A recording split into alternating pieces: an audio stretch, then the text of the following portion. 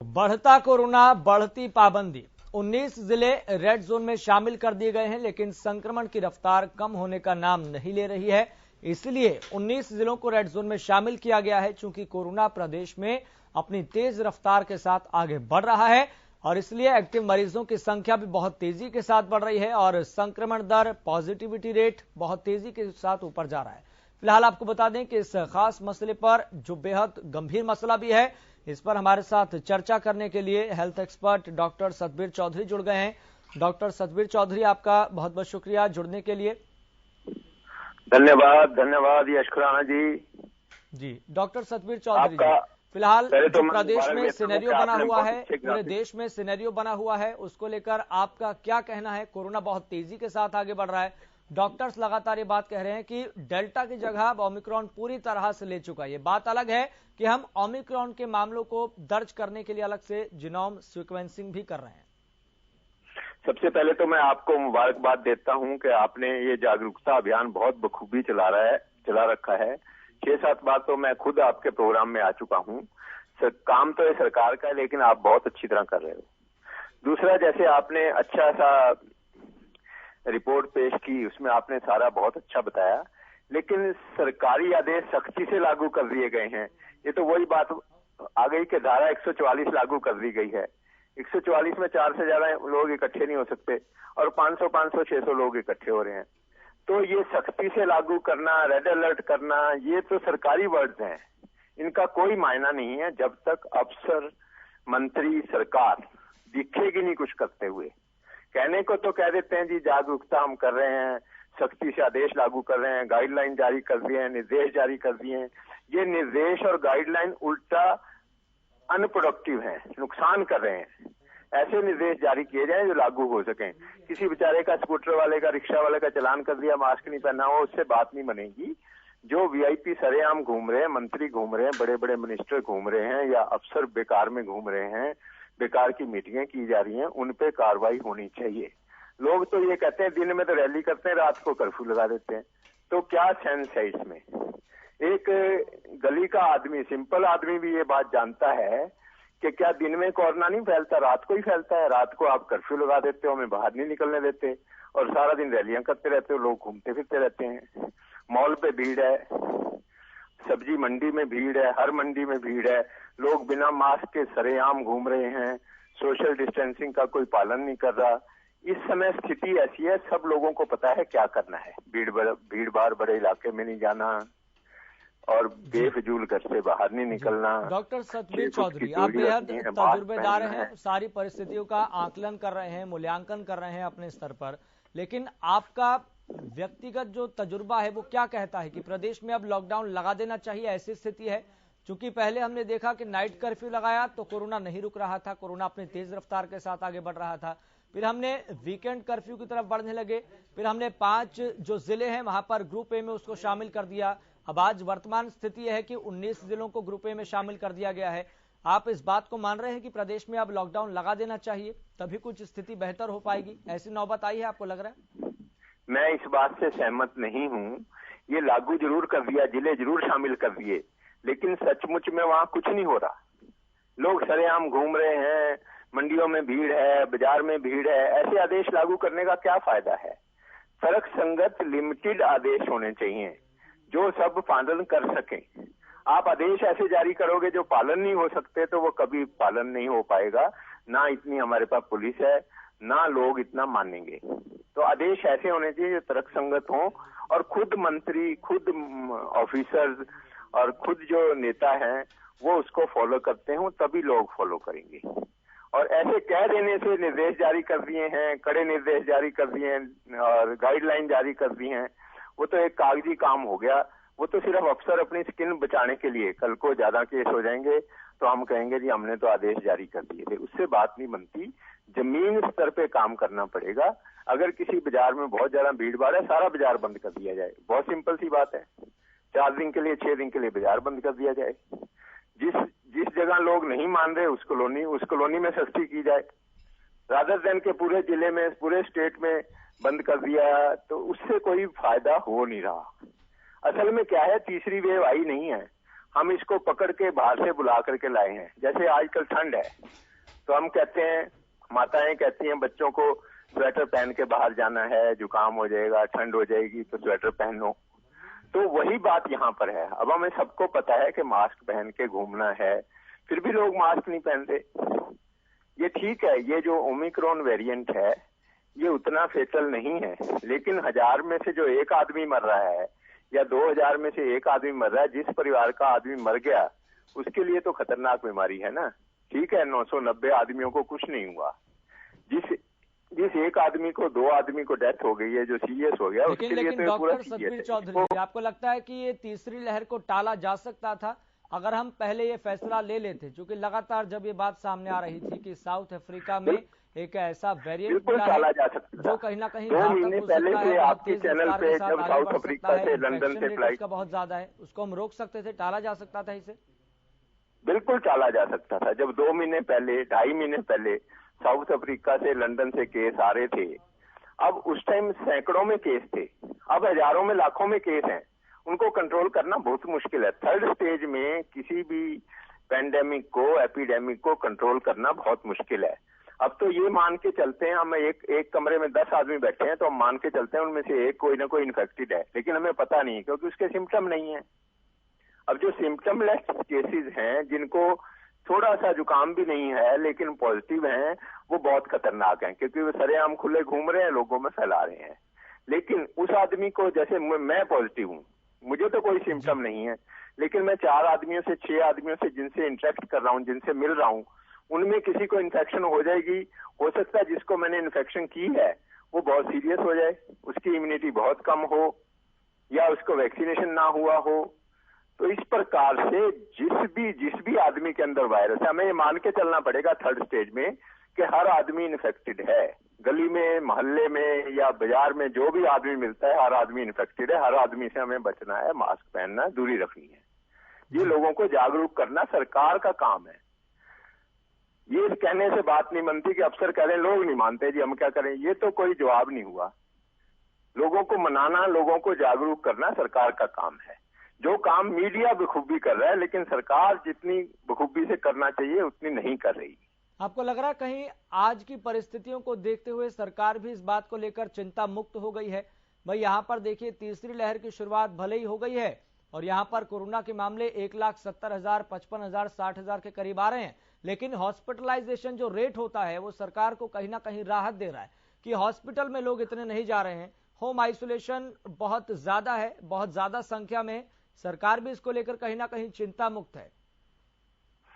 ठीक बात है, क्योंकि जो ये ओमिक्रॉन वेरिएंट है ये उतना फेटल नहीं है, उतनी इसमें डेथ नहीं है, उतना फेफड़ा इन्वॉल्व नहीं करता है, गले नाक में ही रह जाता है। लेकिन जैसे मैंने बताया, अगर 100 में से एक आदमी में भी ये फेफड़े को इन्वॉल्व करेगा, उस एक आदमी के लिए तो आफत आ गई। अब तो हजारों में केस है, जब ये लाखों में हो जाएंगे तो अस्पताल पे लोड बहुत ज्यादा बढ़ जाएगा। हमें तो जो आगे होना है उसको रोकना है, उसको रोकना सरकार का काम है। उसके लिए सरकार को पूरी तैयारी करनी चाहिए। देखो, पहली लहर और दूसरी लहर में क्या था? लोगों को ऑक्सीजन नहीं मिली, लोगों को बेड नहीं मिले। अब तीसरी लहर में क्या होगा अभी तो कुछ नहीं कह सकते हम। वायरस नया है और अभी तक इसने आफत नहीं मचाई है, उतना ज्यादा खतरनाक नहीं है, उतनी ज्यादा डेथ नहीं हो रही।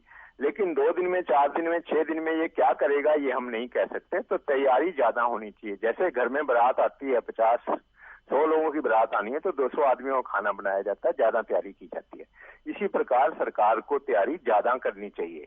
अगर महामारी नहीं आई तो सरकार की किस्मत है, बहुत अच्छी बात है, नहीं आई महामारी, सब कुछ ठीक ठाक हो गया। लेकिन तैयारी पूरी करनी चाहिए। होता उल्टा है, जब महीने 2 महीने बाद खत्म हो जाएगा सारा कुछ, फिर वो जाकर के उस टाइम जाकर के सांप निकलने के बाद लकीर को फिर लाठी से पीटते रहेंगे। फिर जैसे दूसरी लहर में हुआ था, जब दूसरी लहर खत्म हो गई फिर ऑक्सीजन कंसंट्रेटर भी आ गए, फिर ऑक्सीजन भी ज्यादा आ गई। जब जरूरत थी उस समय किसी ने किया नहीं। अभी जैसे 2-3 दिन पहले मेरी दूसरी चैनल पे बात हो रही थी, कुछ स्टेट्स ऐसे हैं जिनमें अभी तक सीक्वेंसिंग नहीं हो रही और वो सैंपल दूसरे स्टेट में भेजते हैं। तो जब तो केस कम थे, दूसरे स्टेट वाले करके और रिपोर्ट भेज देते थे कौन सा वेरिएंट है, क्या प्रॉब्लम है। लेकिन अब जब उनके अपने स्टेट में ज्यादा केस होने लग गए हैं तो वो दूसरे स्टेट के सैंपल आते हैं, 10-10 दिन 15-15 दिन को जवाब ही नहीं देते, टेस्ट ही नहीं करते। क्यों करेंगे? और कई स्टेट ऐसे हैं जहां पर मशीन आई पड़ी है, इंस्टॉल नहीं हुई। सेकंड वेव में मशीन आ गई थी लेकिन सीक्वेंसिंग के लिए वो इंस्टॉल ही नहीं हुई अभी तक। जी डॉक्टर सतबीर चौधरी, आपने इस एस्पेक्ट का जिक्र किया है। मैं इसी के साथ एक और चीज यहाँ पर जोड़ना चाहूंगा और सवाल पूछना चाहूंगा। आपने जिस तरीके से जिक्र किया कि इसकी जीनोम सीक्वेंसिंग यहाँ पर लैब बहुत कम है और इसकी रिपोर्ट बहुत लंबे समय बाद आ रही है, एक समस्या है, बड़ी समस्या है। हम देख रहे हैं देश में ओमिक्रॉन के मामले अलग से दर्ज किए जा रहे हैं, 4000 से ज्यादा मामले इसके सामने आ चुके हैं और जो दूसरे मामले हैं उसको अलग तरीके से दर्ज कर रहे हैं।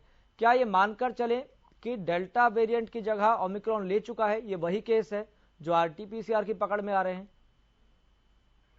वेरिएंट की जो टेस्टिंग है वही मैं अभी बता रहा था, वो अभी पूरी नहीं हो रही है क्योंकि हर स्टेट के पास इतनी सुविधा ही नहीं है कि वो पता कर सके कौन सा वेरिएंट इन्फेक्ट कर रहा है।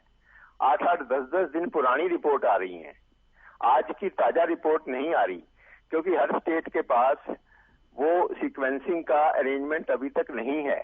जहां जहां है वहां से आ रही हैं, तो ये स्लो है। 4 दिन पहले की, 10 दिन पहले की रिपोर्ट आ रही है कि वेरिएंट है। कई स्टेट्स में तो अभी तक टेस्ट ही नहीं हुआ कि कौन सा वेरिएंट है।